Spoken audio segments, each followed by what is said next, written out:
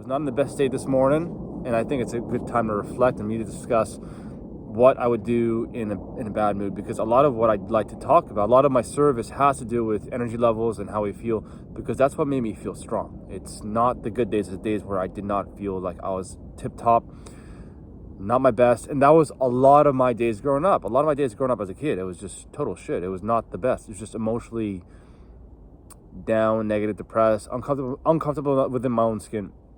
And as I got stronger and stronger just physically, as I learned how to weight train, strength train, body weight train, eat correctly, eat with the right structure, I changed as a person 100%. And eventually, once I hit 25,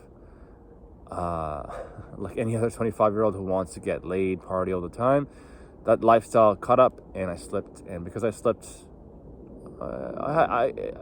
you don't realize how much you love something until you lose it. And it's not, the body's very important, but I also realized in that state, I had the body, but I was still depressed and negative. I used the body as a vessel to kind of bring me into a certain mindset, clear up my mood. But once I introduced marijuana into the gym, once I wasn't eating correctly, once I was eating overly eating too much junk food, once my structure to my day was just chaotic, so was my mind.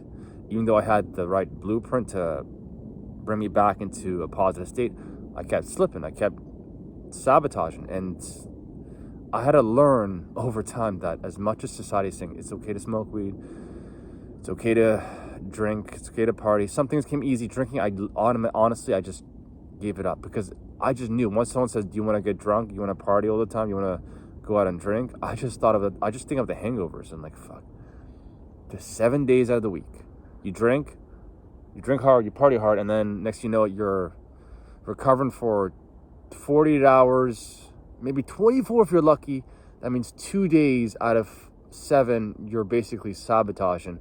You're basically slipping for 3 out of 4 days to fully recover. There's no fucking way someone can drink every single week. Not even a glass of wine, maybe.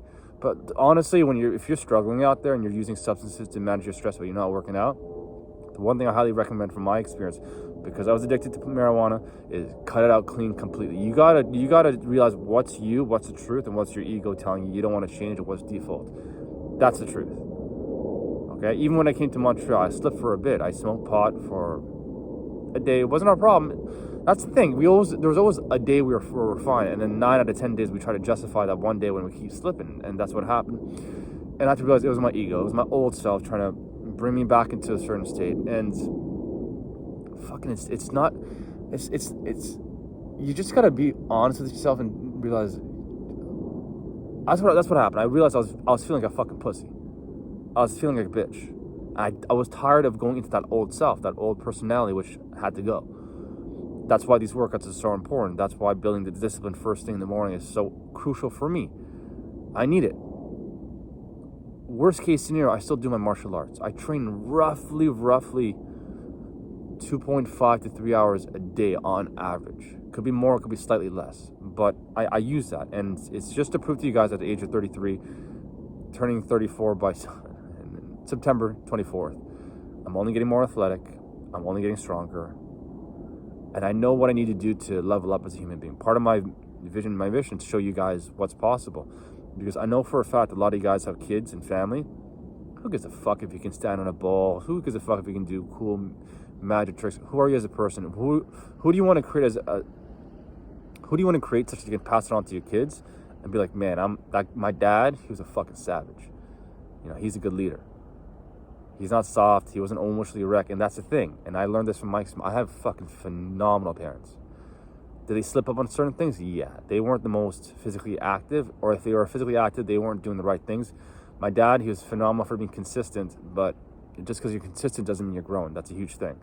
A lot of the blueprints, he was just using conventional wisdom, conventional ideas, which doesn't work because a lot of the people who he surrounded himself with were saying the same things. And a lot of people he surrounded himself with had that old mentality of just what you need to do, old knowledge, and they're all stuck. They all operate the same way. But growing up, my dad, massive heart. I mean, a genuine good human being. short fuse, short temper. There were times as a kid, he was right. I would definitely 100% deserve to get punished. I was being a shithead, 1,000%. How he reacted made me rebel. Based off his temper and the energy he dished out, I said, fuck, I can never trust being honest. And I was honest. A lot of times I told my dad, yeah, I fucked up. I transferred money from your company phone to my phone, and he was not happy about that. Because my dad, integrity is huge. Being honest is huge. And if you cross him, there's no middle line. It's 0 to 1,000. Explosion, temper. And it's not just him. It's a very Middle Eastern mentality. A lot of Middle Easterns like blowing shit up in their head. Temper. And yeah, it's him. It's just his nature. There's a lot of people out there who also have parents who've got short fuses, and based on how they react will determine if kids will trust you or not. Because if your kid wants to be honest, but they realize how you react and respond is going to determine the energy that gives out, it's gonna prevent the kid from wanting to open up. I don't want to open up to my parents at all for a lot of things. My mom, I didn't want to open up to a lot of the discomfort that I was feeling as a kid, because I truly believe a lot of the discomfort I was going through was somewhat related to my mom, because my mom's temperament and my temperament were roughly the same. Because my dad had an explosive temper. I love him to death. As much as he had explosive temper, as a kid growing up, I'm like, fuck, I can't. I don't want to be like that one aspect of him. So I resonate towards my mom, who was calm, who loved me a lot. I was a mommy's boy growing up, but that came with shyness. That came with a lot of insecurities, which I realized a lot of my dad's traits, which were really, really great, is what I should have adopted, which I have adopted now. A lot of this discipline, hard work. My dad's a bit of a savage, really a savage. He was a fighter growing up, not exactly like a martial arts fighter, but he fought a lot. But he turned his life around in a very good way. Great human being, great parents, but at the same time they dropped the ball with the fitness. It's not just my dad; it's the whole Middle Easterns, all in general.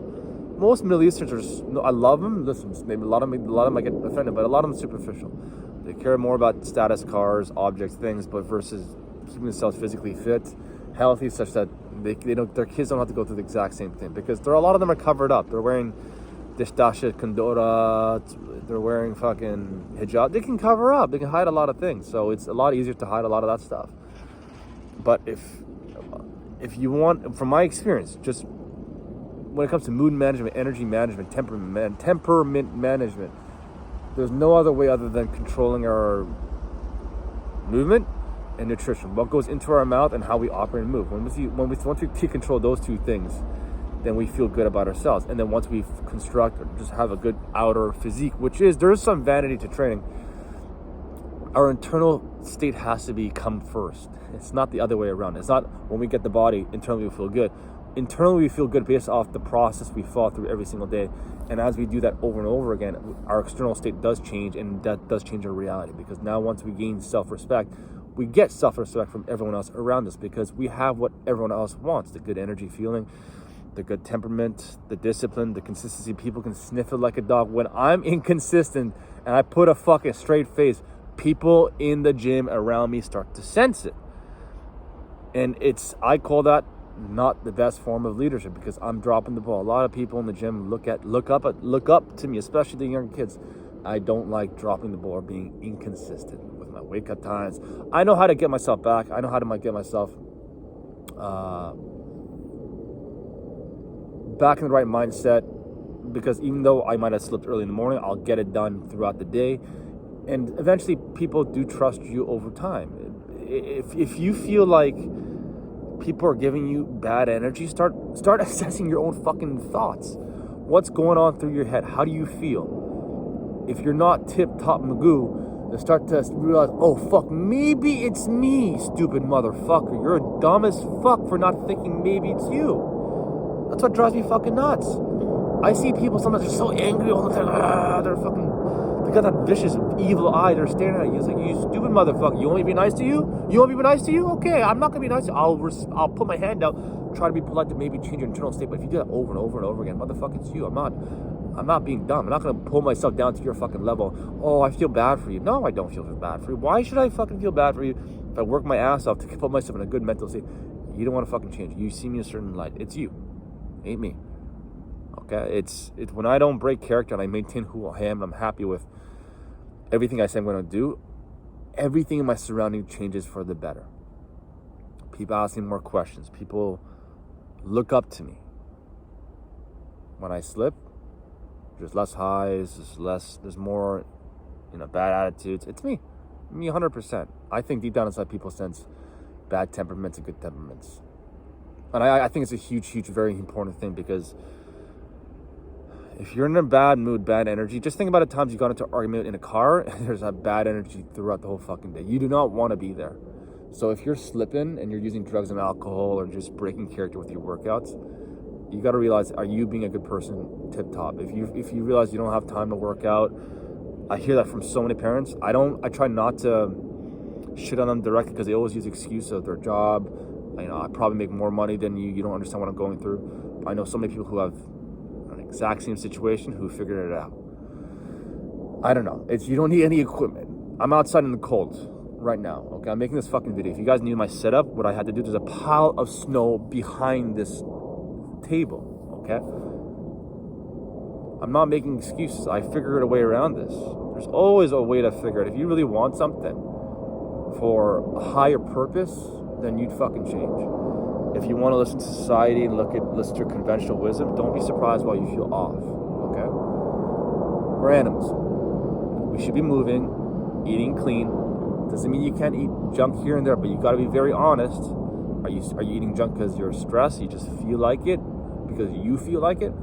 But sometimes you got to realize it's not about you. Okay? So I learned this from my experience. I'm saying this because I slipped a few times, and it's not a fun feeling. At the end of the day, from what I understand, when I look at my life I passed, is there's accomplishments, but I want to make sure as I go from A to B through years and years and years, day by day by day, I want to enjoy every single moment of it. Yeah, there's struggles. Yeah, there's parts which is hard, but I don't want to be driven by just solely a negative mindset. I want to be driven by love, helping other people around me, constructing the person I admire, leaving such that when I meet God, he's like, what did you do in your life? I don't want to be like, I got a black belt. He's like, who gives a fuck if you got a black belt in BJJ? What did you do? Did you help other people around you? Did you grow? Did you help them out? Because when I help people out, it feels good. Anyways, so if you're feeling down, moody, get those workouts in. Be disciplined with it. Have good structure to your fucking day. Have good structure to your meals. You know what's good and what's wrong. And do everything you can to help the people around you. Whether they're giving a good mood or a bad mood, just figure out who's just like a gun. Like, you're being bad. I'm going to focus on him more often than you. He's earned my attention.